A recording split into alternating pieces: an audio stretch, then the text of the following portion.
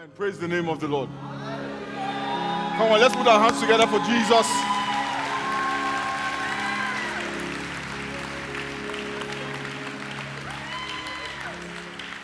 Amen. Hallelujah. Welcome to New Covenant House. For all the folks worshiping with us for the first time, my name is Femi Omotayo. I'm the lead pastor of this congregation. And if you're here this morning, I'd love to say hello. I'll be standing outside after the service if you want to stop by and say hello. Let's turn our Bibles very quickly to Matthew, the 27th chapter, and we'll read from verse 57 through to 65. If you don't have a Bible, you can follow from the screen. Matthew 27, 57 to 65. And I'm preaching a sermon, the first part of a sermon that I've titled Paid in Full. So as evening approached, there came a rich man from Arimathea. Feedback. Am I good? Okay, so there came a rich man from Arimathea named Joseph, who had himself become a disciple of Jesus. Going to Pilate, he asked for Jesus' body, and Pilate ordered that it be given to him. Joseph took the body, wrapped it in a clean linen cloth, and placed it in his own new tomb that he had cut out of the rock. He rolled a big stone in front of the entrance to the tomb, and he went away. Verse 61 says, Mary Magdalene and the other Mary were sitting there opposite the tomb. And then the next day, the one after preparation day, the chief priest and the Pharisees went to Pilate, and they said, Sir, we remember that while he was still alive, that deceiver said, after 3 days I will rise again. So give the order for the tomb to be made secure until the third day. Otherwise his disciples may come and steal the body and tell the people that he has been raised from the dead. This last deception will be worse than the first. Take a guard, Pilate answered. Go, make the tomb as secure as you know how. So they went and made the tomb secure by putting a seal on the stone and posting the guard. You know, Jesus had died on the cross, and the disciples, a man named Joseph, one of the disciples, Joseph of Arimathea, one of the disciples had buried him in a brand new tomb, an unused tomb, and he covered the entrance of the tomb, the Bible says, with a huge stone. But the Jewish authorities went to the Jewish leaders went to the Roman authorities, and they agreed that the tomb should be sealed. And the reason why they wanted to seal the tomb was to prevent anyone from going in and taking Jesus' body and then claiming that Jesus had resurrected on the third day as he had promised. And that was their excuse. That was why they wanted to seal the tomb, because they said, we remember that this man, this deceiver, said he would rise again on the third day. But I think they also remembered that Jesus had said in John chapter 10 and verse 10, my purpose is to give them a rich and satisfying life. They remember that the reason why Jesus Christ came to earth was to give us life, and to give us that life in abundance. The Bible says a rich and satisfying life. So by putting the stone over the grave, I believe that their intention was also to nullify, to block Jesus from fulfilling his purpose, even though he was dead. You know, the reality is that many of us here have things in our lives that are standing in the way, creating an obstacle, being a hindrance to us experiencing the fullness of the rich and satisfying life that Jesus Christ came to give us. He says, I have come that you may have life, and that you will have that life in abundance. But there are things that the enemy has tried to do in our lives to prevent us from experiencing that rich, that abundant, and that satisfying life. Over the next 2 weeks, I'm going to examine a couple of those things. Amen? And hopefully, God will use those sermons to help move those obstacles away from our lives. Amen? The first obstacle I want to talk about as a hindrance to enjoying a rich and satisfying life is sin. Amen? I suspect that with the silence, I suspect that most of us here know what sin is. And very simply, a sin is anything that we do or don't do that is contrary to the will of God. Now, the problem is that ever since Adam was in the Garden of Eden and he disobeyed God and sinned as a consequence of his disobedience, all of us, including the person sitting next to you, all of us have inherited a tendency to sin. Now, those kids who sang, who did the Easter presentation, don't you think they were very beautiful, all of them? Let's give them a round of applause. Fantastic children, lovely children, just beautiful kids. But every single one of them, there lies. Am I lying? Every single one of those beautiful kids lies. If they don't lie already, they're going to lie soon. And that is the reality. Nobody sat, my kids are here. I never sat them down and said, this is how you lie. Did I ever teach you guys how to lie? But somehow they just woke up and they knew how to lie. Right? Where did that come from? It wasn't me. In fact, I remember the first time one of them told a lie. So their mother comes to me and said, this is what that Misiri said. And I said, she's lying. And I said, she's lying. And the mother was like, no. I said, she's lying to you. She said, no. My children would never lie. And I'm like, they're my children too. And they lie. She's like, no. I'm telling you, Femi, these children will never lie. I mean, they are godly children. I was just like, okay. 2 weeks later, she finds out that it was a lie. So she comes back and says, did you know Damsey was lying? I said, I told you she was lying. They are liars.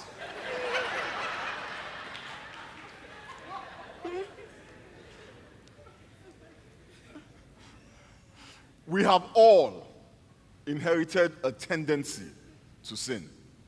It is in our nature. It is in the things that we say. It is in the things that we do. It is in the motivations that propel our actions. And it cannot be eradicated by rules and regulations. You cannot change the nature of a man by rules and regulations. Laws and ordinances will not make anybody clean, pure, or righteous. What rules and regulations, what laws and ordinances do is reveal to us how sinful we are. And that is why God gave us a bunch of rules and regulations, over 600 rules and regulations, to show those of us who are self-righteous that we're really not as good as we think we are. Amen? This morning, I want to look at the stories of two sinners who committed very similar sins, but had different reactions to their sin. One was a man named Judas, and the other a man named Peter. Judas was one of the original 12 disciples of Jesus.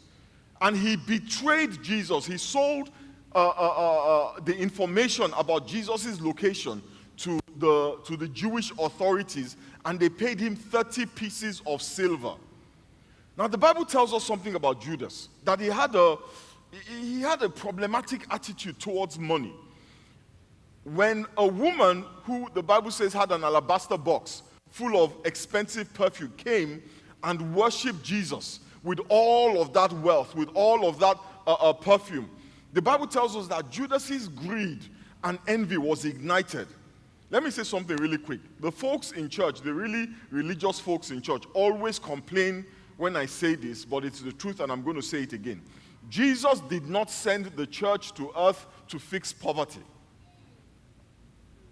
Okay, good. Seriously, the church does not exist to fix poverty directly. The world is not poor. There is enough money, there's enough affluence in the world so that every human being on this earth will have enough to eat, enough to drink, and shelter, a roof over their heads. Poverty exists because men are greedy. And the solution to greed is not more money. The solution to greed is a transformed soul. And transformation does not come through charitable projects. Transformation comes from a transformed soul, from the preaching of the gospel.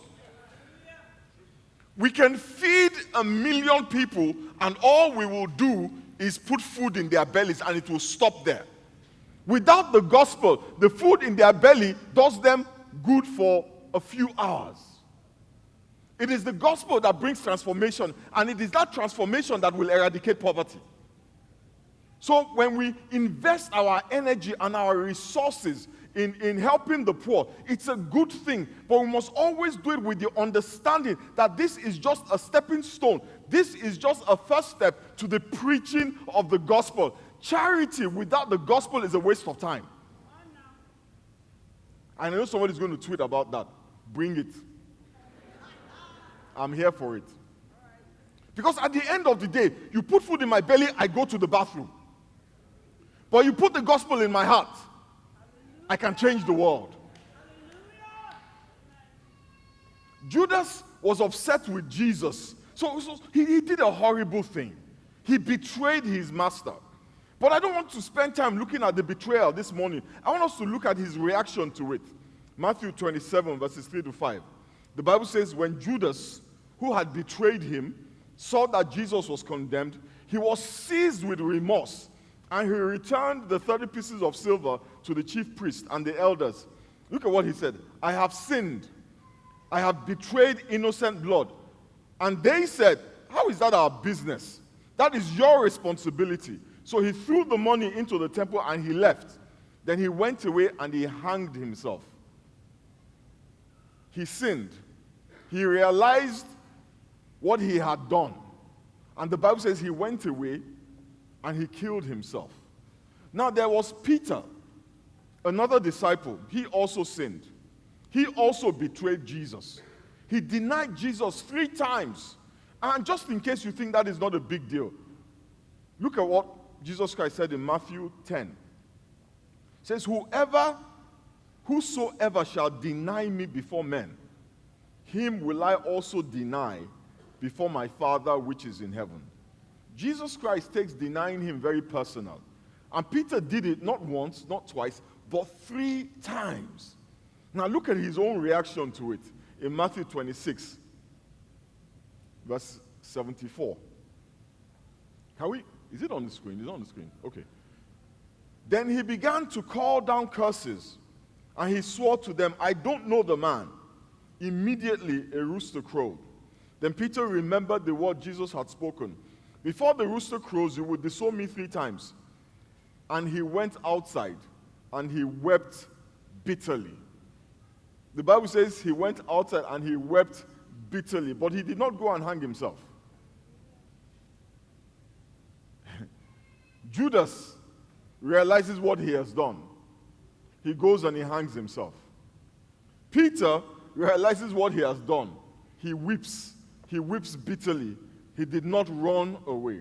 Look at Mark chapter 16, verses 4 to 6. It says, when they looked up, they saw that the stone, which was very large, had been rolled away. As they entered the tomb, they saw a young man dressed in a white robe sitting on the right side, and they were alarmed. Don't be alarmed, they said. You are looking for Jesus the Nazarene who was crucified. He has risen. He is not here. See the place where they laid him. But go, tell his disciples and Peter. Tell his disciples and Peter. You see, that statement by the angel was an acknowledgement that even though Peter wept bitterly, he had not run away. He had not left the presence of God. He had not left the fellowship of the disciples. Amen? It says, there, go and tell his disciples and Peter, he is going ahead of you into Galilee. There you will see him, just as he told you. You know, I love the way the Bible is. He didn't say, go and tell the disciples. He says, go and tell the disciples and Peter. God wanted us to know that Peter was still there. Amen? Peter did not allow his betrayal to keep him away. Rather, after he sinned, he went back to Jesus. And the Bible tells us that Jesus restored him. In John chapter 21, verses 9 to 13, the Bible says, when they got there, right? When they did what the angel said, when they got there, they found breakfast waiting for them. Fish cooking over a charcoal fire. Has anybody eaten fish cooked over a charcoal fire? I remember about the summer before the pandemic. Myself and Pastor Landry, we worked together, so after work we'll drive. He lived about 10, 15 minutes after where I lived. So we always drove past my house before his house. So we would stop at my house and we would grill fish, always over charcoal fire. Oh my God, that fish. We haven't done it in a while now, but I still remember it's not the fish that is grilled on a skillet. Fish grilled over a charcoal fire. That is the sweetest fish you can eat. Amen? Where's Pastor Lion? Let him tell you about that fish. And that is what Jesus Christ prepared for his disciples. Fish cooking over a charcoal fire and some bread. Oh my God, I can taste it. In verse 10, he said to them, bring some of the fish you've just caught, Jesus said.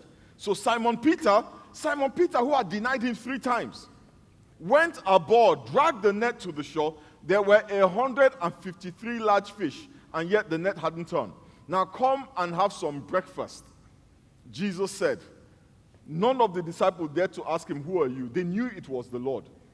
Then Jesus served them bread and fish. Not just any fish. Fish grilled over a charcoal fire. And I'm thinking about this. Peter had denied Jesus 3 times. And how does Jesus respond? Grill fish on a charcoal fire and serve him breakfast with bread. Jesus made breakfast for Peter, the same Peter who had denied him 3 times. And Jesus had said, if you deny me, I will deny you. Can you see the difference? Judas goes and hangs himself. Peter goes for breakfast with Jesus. That is why God sent Jesus. He is the Lamb of God, the Bible says, that takes away the sins of the world. And Peter understood this. When Jesus was talking about who he was, Peter understood it. Judas did not. Judas was focused on himself and on his ability to redeem himself. And when he could not see a way to redeem himself, he killed himself. But Peter understood that Jesus Christ was the Lamb of God that takes away the sins of the world. Through Jesus, my brothers and sisters, God cleanses us from our sins. All of us have sinned. All of us. And every sinner must be punished. But rather than punishing us for our sins, God sends his Son to the cross, where his blood was shed for us, where he paid the price that we should have paid. Let me be clear, where there is sin, there must be punishment. Where there is sin, a price must be paid. And the price to be paid for sin, the Bible is very clear. It is always a shedding of blood. And just so that I'm not, you don't think I'm just making that up to make you feel bad, turn to Leviticus 17. I'm going to read from the New International Version. It says, for the life of a creature is in the blood, and I have given it to you to make atonement for yourselves on the altar. It is the blood. It is the blood that makes atonement for one's life. Now let's read that in the New Living Translation. It says, for the life of the body is in its blood. I have given you the blood on the altar to purify you, to make you right with the Lord. It is the blood that is given in exchange for a life that makes purification possible. Hallelujah. And then in Hebrews chapter 9 verse 22 it says, in fact, the law requires that nearly everything be cleansed with blood, and without the shedding of blood, there is no forgiveness. God does not forgive if blood is not shed. God does not what? Not forgive if blood is not shed. Listen, God did not cancel your sins. Amen? You know, when we talk about forgiveness, right? Somebody does something to you and they apologize and you forgive, right? That means you let it go. That is what we think of forgiveness. When somebody does something and we let it go. Listen, God did not forgive in the sense that we understand forgiveness.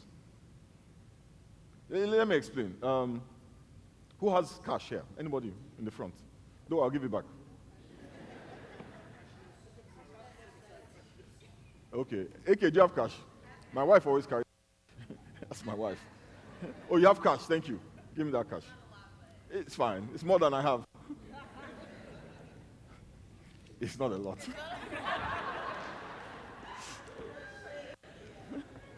I'm sorry. So she gives me her cash, $2, right? I said that so everybody will know, so she won't. So she won't turn around and say she gave me $500. So she gives me her $2. She loans it to me, right? She loans me $2. I put it in my pocket. It's gone. And then she says she wants her $2 back, right? And I'm like, well, I spent it. I don't have your $2. She has not forgiven the debt. The only way that debt is forgiven is my wife, for example, takes $2 and gives her the $2. Do you understand what I'm saying? That is the way the debt is forgiven in the eyes of God. It was not cancelled. It was not written off. It was not erased. Someone else paid it. Many times we think about that and we think, oh yeah, Jesus Christ, you know, our debts have been forgiven, our debts have been erased. Your debts were not erased, your debts were paid. Somebody took money, my wife took money from her pocket and gave that young lady back the $2. Because without the repayment, there is no forgiveness. So when we use the word forgive, we don't really understand that it wasn't really a free thing. No, it was paid for. It was paid for. God did not just wake up and say, all your debts are cancelled. It wasn't a debt amnesty. Somebody paid the righteous requirement of the law that says, without the shedding of blood, there is no forgiveness of sin. It was met. The law says the soul that sins must die. Somebody died. If nobody had died, all of us here eventually would have to pay for our sins. And that is a critical part of this story. The understanding that our debt was not written off. Our debt was not cancelled. Our debt was paid in full. Jesus Christ paid it in full. That is what happened when Jesus Christ was crucified. That is what happened when he went to the grave. You know why Jesus went to the grave? They hung him on the cross.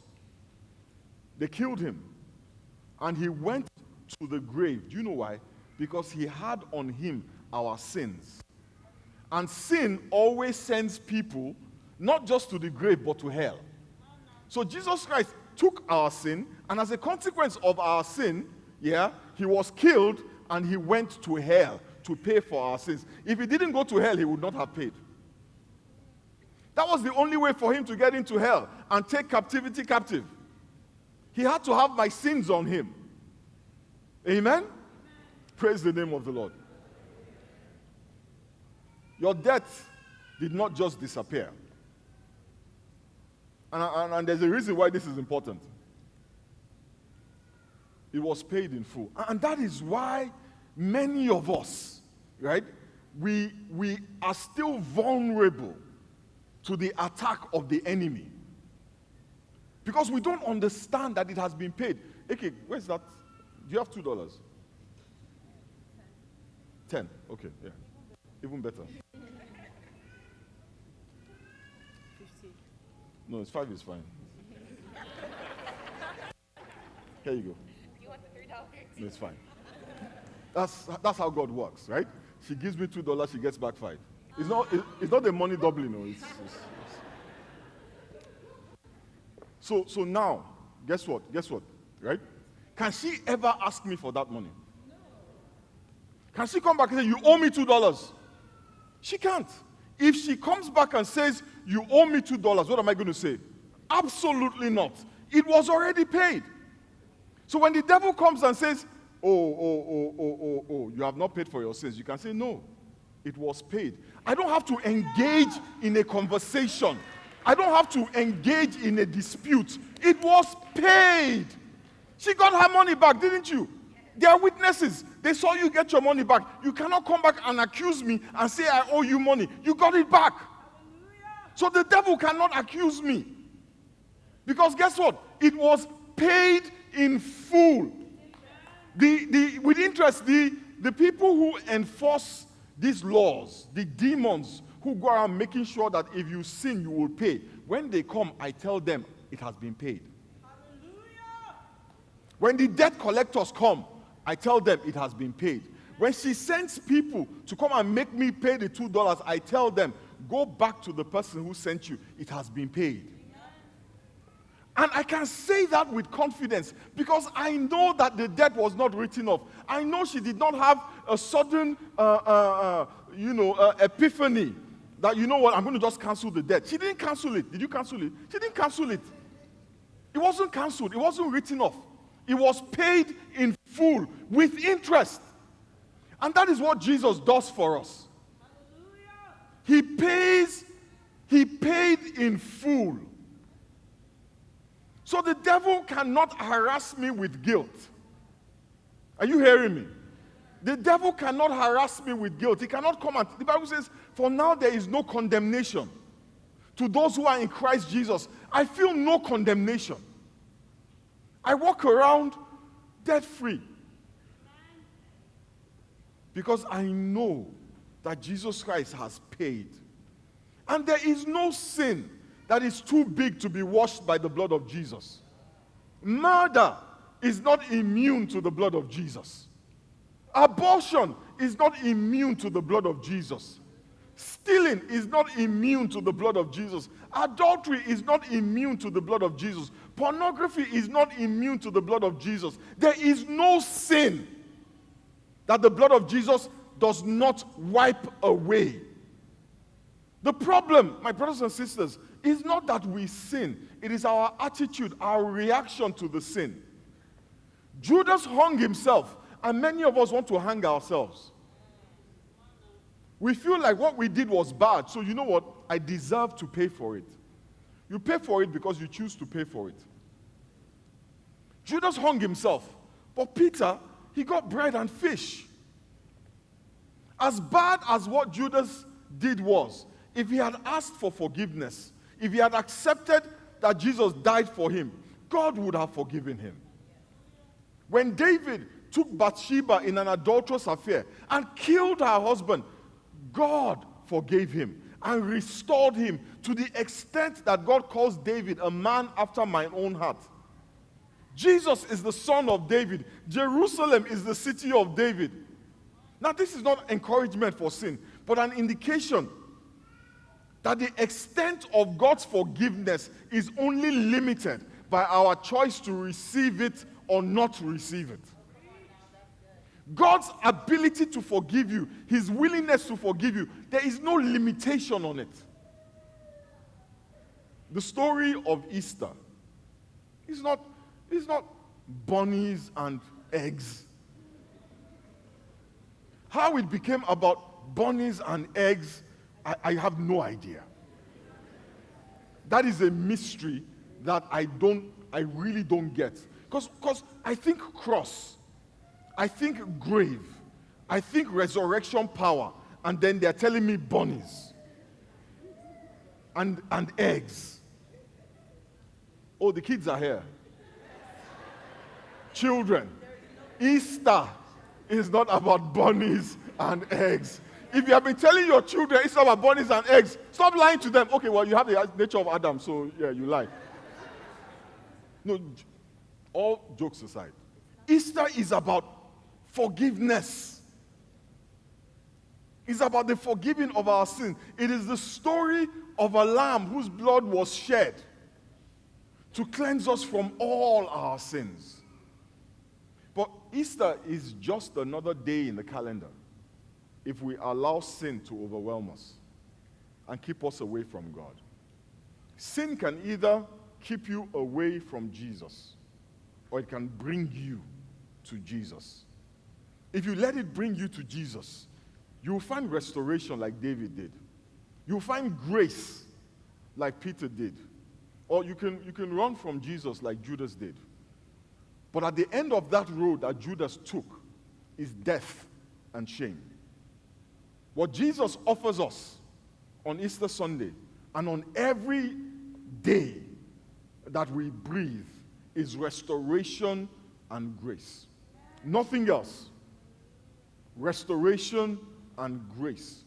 And this morning, as we bow our heads to pray, if you want restoration and grace, Jesus is here for you. If you want shame and death, I have nothing to give you. All I have to offer this morning is the restoration and the grace that we all receive through our Lord and Savior Jesus Christ. So let's bow our heads this morning and just speak to the Lord and tell him what you want. What do you want from him? Do you want restoration and grace? Do you want him to feed you with bread and with fish, with his Holy Spirit, with his word? Because that is what he gave Peter. And that is what Easter is. That is what he offers you and I. He says, "Come unto me, all ye that labor and are heavy laden, and I will give you rest. My yoke is easy, my burden is light. Learn of me." Father, we thank you and we bless you. Father, we give you praise. Almighty and ever-living King, we just bless your holy name. Father, we commit each and every one of your children here today into your hands. For all of us who seek restoration, who seek grace, who accept the sacrifice that was made on our behalf, Father, we ask that you will release to us this morning an abundance of your Spirit. Release to us this morning an understanding of what you offered us and what you did for us on the cross of Calvary. This morning, if you're here and you are asking for grace, you're asking for restoration, you're asking for your sins to be forgiven and that you be made whole, there's a short prayer that I want you to say with me. Because that is all you need to do. Say that prayer. And it says, "Father, forgive me for my sins. I accept that Jesus died for me. I accept that his blood was shed for me. That his life was taken to make atonement for my sins. Father, I accept that the sacrifice on Calvary was made on my behalf. Thank you, Father. Thank you for saving me. Thank you for making atonement for me. Thank you, Father, for cleansing me. We bless you, Father. In the mighty name of Jesus, we pray. And the rest of us that are weighed down by guilt, by shame. Every time there's a problem, the devil tells us it's because of something we did. It's because of something we said 10 years ago. Something we did 15 years ago. I want to tell you this morning that the Lord is not holding your sins against you. The Lord is not holding your sins against you. As you leave the church this morning, I want you to walk like a free man. Like a man whose debt has been paid in full. Because that is what Jesus did for you. And that is why the Bible says there is no condemnation because you are in Christ Jesus. Thank you, Father. We bless you and we give you praise. In the mighty name of Jesus we pray.